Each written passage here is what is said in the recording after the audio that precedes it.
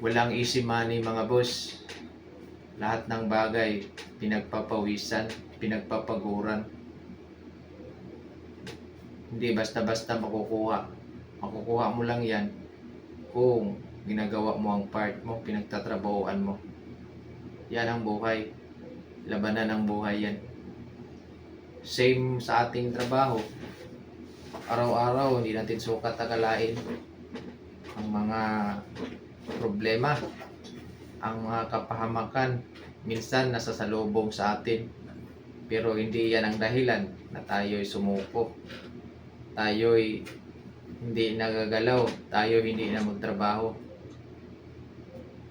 Yan ang dapat nating isipin, na ang mga iyan ay sign lamang para tayo'y maging matatag. Maging matatag sa pagharap ng mga problema araw-araw para sa ating pamilya. Paano na lang kung susuko tayo? Sino ang magtataguyod sa pamilya natin? Maliliit pa ang ating mga anak. Kawawa naman, nag-aaral pa. So dapat paigtingin natin ang ating sariling galaw. Yung galaw natin kung saan nasa tama. Hindi na tayo lilihis ng landas. Hindi na tayo gagawa ng mga kung ano-anong mga bagay na una-una masarap, pero kinalaunan yun ang babaon tayo sa hukay. Marami na nangyari ng mga ganyan. Una lang ang masarap, masaya, pero pagdating ng oras, ating kaluluwa sinasangla na, ang singilan, mawala ng trabaho. Kawawa. Kawawa ang pamilya kasi naghihirap. Kawawa ang pamilya kasi wala nang mukhang may pakita, maiharap, kasi sira na ang dignidad. Nasira dahil sa maling akala.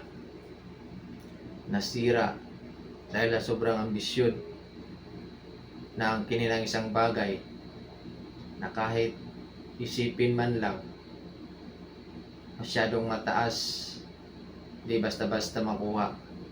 Anyway, wala naman sigurong imposible kung sabihin natin magpupursige.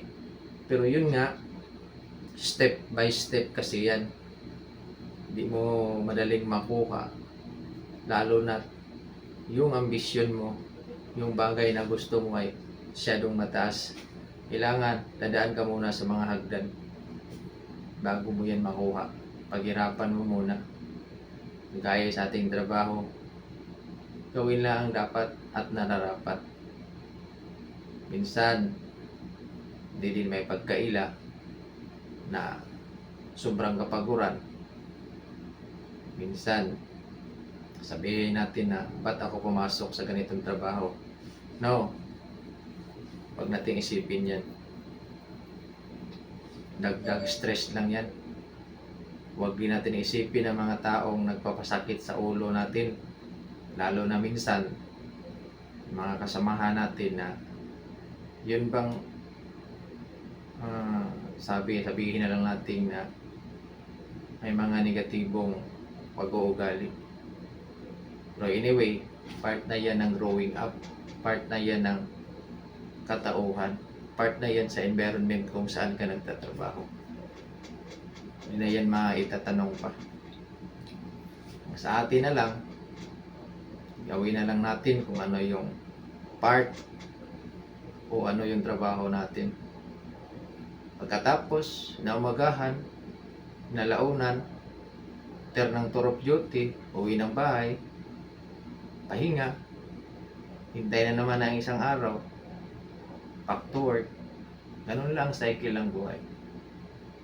Huwag na nating pangarapin, huwag na nating isipin ang mga bagay na minsan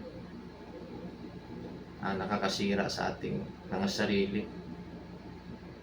Kawawa yung pamilya kung maging miserable ang buhay mismo Sino pa ang tataguyod? Kaya maging responsable. Maging responsable. Magtrabaho ng maayos.